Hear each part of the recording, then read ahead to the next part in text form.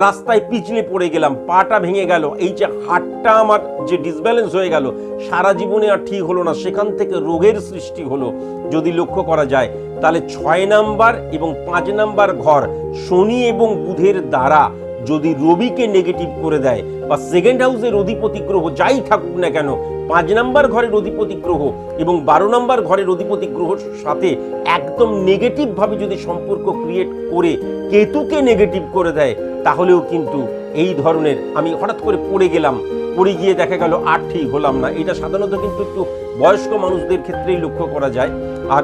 Young জেনারেশনের ক্ষেত্রে অনেক ক্ষেত্রে লক্ষ্য করা যায় হাড়টা আর সঠিক মতন জয়েন্ট হলো না, ওই খুঁড়িয়ে খুঁড়িয়ে হাঁটলাম বা একটা পা ছোট বড় হলো। এই যে কম্বিনেশন, এই কম্বিনেশনের মধ্যে দিয়েই কিন্তু, আমি যে কম্বিনেশনটা বললাম তার মধ্যে দিয়েই কিন্তু এটা বোঝা যায়। এভরিথিং কিন্তু সায়েন্স, এটাকে ভুলে গেলে কোনো মতেই